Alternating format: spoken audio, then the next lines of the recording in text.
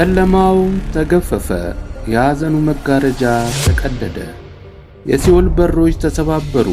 ዓርብ ዕለት በመስቀል ላይ ተፈጸመ ብሎ ራሱን አሳልፎ የሰጠው፣ ቅዳሜን በመቃብር ውስጥ በዝምታ ያሳለፈው የዓለሙ ፈጣሪ ዛሬ እሁድ ማለዳ መቃብሩን ክፈቱልኝ፣ መግነዝ ፍቱልኝ ሳይል በታላቅ ኃይልና ሥልጣን ተነስቷል። የሚያስፈራው ሞት ዛሬ ተረታ። ያ ሁሉ የሮማውያን የጦር ኃይል የጠበቀው በታላቅ ድንጋይ የታተመው መቃብር የሕይወትን ጌታ ሊያስረው አልቻለም። መልአኩ በደማቅ ብርሃን ተገልጦ ሕያውን ከሙታን መካከል ስለምን ትፈልጋላችሁ? ተነስቷል፣ በዚህ የለም በማለት ዓለምን የሚቀይረውን ታላቁን አዋጅ አወጀ። የተወደዳችሁ የእግዚአብሔር ቤተሰቦች፣ ዛሬ የምንካፈለው ተራ ትምህርት አይደለም። የሕይወትና የሞት የጨለማና የብርሃን የድል ዜና ነው። ክርስቶስ ሞትን ድል አድርጎ ከተነሳ በኋላ ስላደረጋቸው አስገራሚ ተአምራት፣ ልብን ስለሚያቀልጠው ስለ ኤማሁስ መንገደኞች ምስጢር፣ እንዲሁም እኛ ክርስቲያኖች ይህንን ታላቁን የሁዳዴ ጾም ከፈጸምን በኋላ ሕይወታችንን እንዴት መምራት እንዳለብን በጥልቀት እንመለከታለን። ይህ የትንሣኤ ብስራት የሁላችንም የነጻነት አዋጅ ነውና ልባችሁን ክፈቱ። ይህንን የድል መልእክት ለሌሎችም ለማድረስ ቪዲዮውን ሼር እና ላይክ በማድረግ የእግዚአብሔርን ቃል አብረን እናዳርስ። ሰብስክራይብ በማድረግ የዚህ መንፈሳዊ ማዕድ ተካፋይና የሁል ጊዜ ቤተሰብ ይሁኑ። በስመ አብ ወወልድ ወመንፈስ ቅዱስ አሐዱ አምላክ አሜን። በማቴዎስ ወንጌል ምዕራፍ 28 ከቁጥር 1 እስከ 6 ላይ እንደተጻፈው ሰንበት ካለፈ በኋላ ማርያም መግደላዊትና ሁለተኛይቱ ማርያም መቃብሩን ሊያዩ ጎህ ሲቀድ መጡ። ልባቸው በሐዘን ተሰብሮ የጌታቸውን ሥጋ ሽቶ ለመቀባት ነበር ጉዟቸው። ነገር ግን እዚያው ሲደርሱ የጠበቃቸው ነገር የሰውን አእምሮ ሊገምቶ ከሚችለው በላይ ነበር። ታላቅ የምድር መናወጥ ሆነ። የጌታ መልአክ ከሰማይ ወርዶ ድንጋዩን አንከባሎ በላዩ ተቀመጠ። ቁመናው እንደ መብረቅ፣ ልብሱም እንደ በረዶ ነጭ ነበር።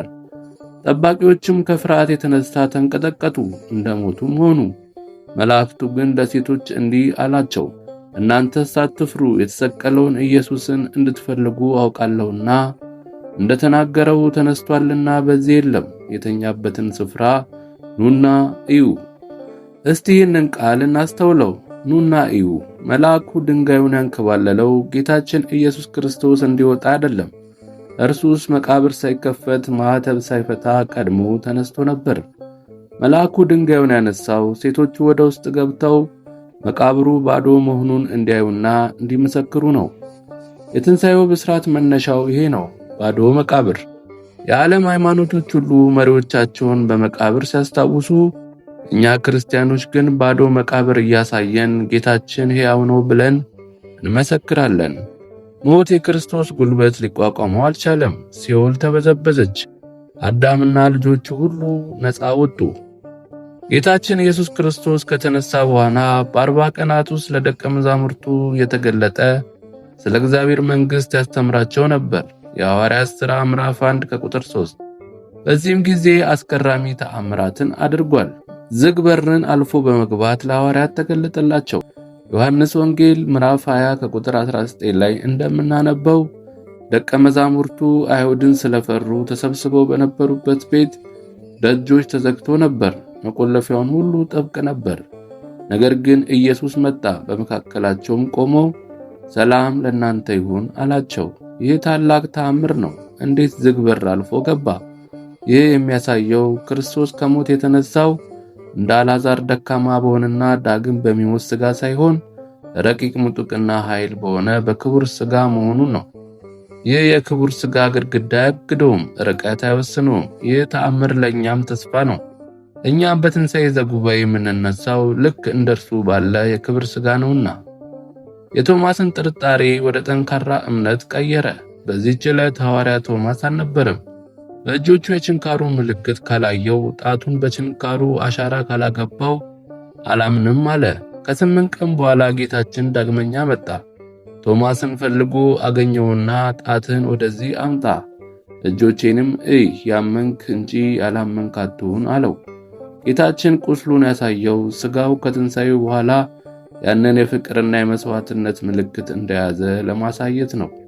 ቶማስም ይህንን የጥርጣሬ ግድግዳ ፈርሶ በታላቅ አክብሮት ጌታዬ አምላኬ ብሎ መሰከረ።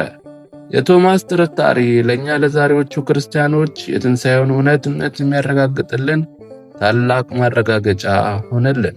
አሁን ደግሞ ከትንሣኤው ታሪኮች ሁሉ እጅግ ልብን ወደሚነካው ወደ ሉቃስ ወንጌል ምዕራፍ 24 እንጓዝ። የኤማሁስ መንገደኞች ታሪክ። ዕለተ እሁድ ነው። ቀለዮጳና ሌሎች ደቀ መዝሙር ከኢየሩሳሌም ወጥተው ኤማሁስ ወደምትባል መንደር እየተጓዙ ነው። ልባቸው በሐዘን ተሰብሯል፣ ተስፋ ቆርጠዋል። እኛ ግን እስራኤልን እንዲቤዥ ያለው እርሱ እንደሆነ ተስፋ አድርገን ነበር እያሉ በሐዘን ይነጋገራሉ። ኢየሩሳሌም የቤተ መቅደሱ የእምነት የተስፋ ቦታ ነች። ኤማሁስ ደግሞ ዓለማዊነት፣ ተስፋ መቁረጥ ነው። እነዚህ ደቀ መዛሙርት ከእምነት ርቀው ወደ ተስፋ መቁረጥ እየሄዱ ነበር። በዚህ በሐዘን ጉዟቸው መካከል አንድ ያልታወቀ መንገደኛ መጥቶ አብሯቸው መጓዝ ጀመረ። ጌታችን ኢየሱስ ክርስቶስም ነበር። ነገር ግን እንዳያውቁት ዓይናቸው ተይዞ ነበር። ጌታችንም በሐዘናቸው ጠየቃቸው። እነርሱም የሆነውን ሁሉ ነገሩት። እርሱም ከሙሴና ከነቢያት ጀምሮ ስለ ክርስቶስ የተጻፈውን እያብራራ መከራ መቀበሉንና ወደ ክብር መግባቱ ግድ እንደሆነ ተረጎመላቸው። ቃሉን ሲያብራራላቸው የደነዘዘው ልባቸው መንቃት ጀመረ። የቀዝቃዛው ተስፋቸው መሞቅ ጀመረ። እንግዳው ሰው አባወራ ሆነ። ወደ መንደሩ ሲደርሱ ጌታችን መንገዱን የሚቀጥል መሰለ። ነገር ግን እነርሱ ከእኛ ጋር እደር መሽቷልና ብለው አስገደዱት። ጌታችንም ሊያድር ከእነርሱ ጋር ገባ። ማዕድም በቀረመ ጊዜ የአብሯቸው ሲጓዝ የነበረው እንግዳ ቦታውን ቀይሮ አባወራ ባለቤት ሆነ። እንጀራውን አንስቶ ባረከ፣ ቆርሶም ሰጣቸው። በዚያችም ቅጽበት ዓይናቸው ተከፈተ፣ አወቁትም። ወዲያውም ከነርሱ ተሰወረ። እርስ በርሳቸውም ተያይተው መንገድ ሲነግረን መጻሕፍትን ሲከፍትልን ልባችን ይቃጠልብን አልነበረምን አሉ። ሐዘናቸው ወደ ደስታ ተቀየረ፣ ድካማቸው ወደ ብርታት ተለወጠ። በዚያች ሌሊት ወደ ኢየሩሳሌም ተመልሰው ጌታ በእውነት ተነስቷል ብለው መሰከሩ። የተወደዳችሁ የእግዚአብሔር ቤተሰቦች፣ የኤማሁስ ምስጢር የኛ የዘውትር ሕይወት ነው። በሕይወታችን ተስፋ ስንቆርጥ፣ በሐዘን ስንዋጥ ጌታ አብሮን ይጓዛል። ቃሉ ልባችንን ያሞቀዋል። ነገር ግን ዓይናችን ሙሉ በሙሉ የሚከፈተው ጌታችን በግልጽ የምናየው በምስጢረ ቁርባን በቅዱስ ሥጋውና ክቡር ደሙ ማዕድ ላይ ነው። ቤተ ክርስቲያን እንጀራው ተባርኮ ሲቆረስ ክርስቶስ በመካከላችን አለ። አሁን ወደኛ ሕይወት እንምጣ። ለ55 ቀናት ያህል ታላቁን የሆዳዴ ጾም የሰሞነ ሕማማት ሱባኤን ፈጽመን ለዚህ ታላቅ የትንሣኤ በዓል በቅተናል። አምላካችን የተመሰገነ ይሁን። ከትንሣኤ በኋላ የሚመጣው 50 ቀን በዓለ 50 የደስታ የእረፍትና የጸጋ ጊዜ ነው።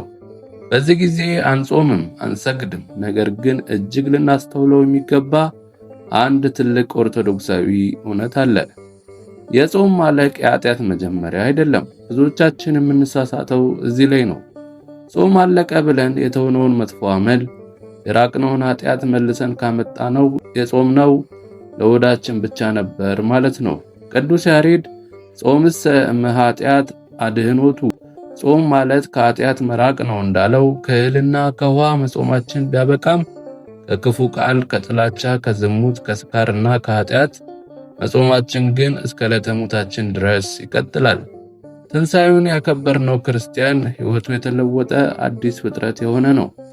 ክርስቶስ በመስቀል ላይ ሆኖ ጠላቶቹን ይቅር ብሏል። ከትንሣኤም በኋላ ለደቀ መዛሙርቱ ሰላም ለእናንተ ይሁን በማለት ሰላምን ሰብኳል። እኛስ ከጾም ወጥተን ቂም ይዘን ከሆነ፣ ወንድማችንን ጠልተን ከሆነ ትንሣኤውን አላከበርንም። ዛሬ ትንሣኤው የሰላም ቀን ነው። የተቀያየማችሁ ሰው ካለ በስልክም ቢሆን ደውላችሁ እንኳን አደረሰ ይቅርታ አድርግልኝ ይበሉ። እውነተኛው ፋሲካ ወንድምን ማፍቀር ነውና በዓልን ስናከብር በሚበላና በሚጠጣ ብቻ መሆን የለበትም። ሐዋርያው ጳውሎስ የእግዚአብሔር መንግሥት ጽድቅና ሰላም በመንፈስ ቅዱስ የሆነ ደስታ ናት እንጂ መብልና መጠጥ አይደለችም። ሮሜ ምዕራፍ 14 ከቁጥር 17 ላይ። በዓሉን ስናከብር አቅመ ደካሞችን በማሰብ የተራቡትን በማብላትና ቤተክርስቲያንን በማገልገል ሊሆን ይገባል። እኛ በቤታችን ሞልቶልን ስንበላ ጎረቤታችን ተርቦ ከሆነ የክርስቶስን ትንሣኤ በልባችን አላከበርነውም። የኤማውስ መንገደኞች ክርስቶስን ያወቁት እንጀራው ሲቆረስ እንደሆነ ሁሉ እኛም ዘውትር ከእርሱ ጋር አንድ የምንሆነው ሥጋውን ስንበላ ደሙን ስንጠጣ ነው። የጾም ጊዜ አልቋል ብለን ከቤተ ክርስቲያን መራቅ፣ ለቅዳሴ መቅረት የለብንም። የትንሣኤው ብርሃን በውስጣችን እንዲበራ ቃሉን ዘውትር መስማት፣ በንስሐ መታጠብና መቁረብ ይኖርብናል። የተወደዳችሁ ወንድም እህቶቼ፣ የክርስቶስ ትንሣኤ የእኛም ትንሣኤ ነው። እሱ መቃብርን ሰብሮ እንደተነሳ እኛንም ከኃጢአት መቃብር፣ ከድህነት፣ ከበሽታና ከጭንቀት መቃብር ሊያወጣን ዛሬም በመካከላችን ቆሞ ሰላም ለእናንተ ይሁን ይለናል። የጨለማው ዘመን አልፏል፣ የብርሃን ዘመን መጥቷል። መከራችን ሁሉ በትንሣኤው ደስታ ተተክቷል። ዛሬ ልባችን እንደ ኤማውስ መንገደኞች በእግዚአብሔር ፍቅር ይቃጠል። ሕይወታችንን ባዶ መቃብሩን እንዳዩት ሴቶች የምሥራቹን ለዓለም የሚያበስር ይሁን። ይህ በዓል የሰላም፣ የፍቅርና የጤና የበረከት እንዲሆንላችሁ ከልብ እመኛለሁ። ክርስቶስ ተንሥአ እሙታን በአብይ ኃይሎ ሥልጣን አሰሮ ለሰይጣን አጋዞ ለአዳም ሰላም እምይእዜሰ ኮነ ፍስሐ ወሰላም። እጅግ ጣፋጭ የሆነ የቤተ ክርስቲያን ትምህርት ለሌሎች ወንድም እህቶቻችን እንዲደርስና ልባቸው እንዲጽናና ቪዲዮን ሼር በማድረግ ሐዋርያዊ ግዴታችሁን ተወጡ። ለዚህ ቻናል አዲስ የሆናችሁ ደግሞ ሰብስክራይብ ማድረጋችሁን እንዳትረሱ። በሐሳብ መስጫው ኮሜንት ላይ ክርስቶስ ተነስቷል፣ በእውነት ተነስቷል ብላችሁ በመጻፍ የትንሣኤውን ድል አብረን እንመስክር። አምላከ ቅዱሳን ዘመናችሁን ሁሉ ይባርክ። መልካም የትንሣኤ በዓል። ወስብሐት ለእግዚአብሔር ወለወላዲቱ ድንግል ወለመስቀሉ ክቡር። ይቆየን። አሜን።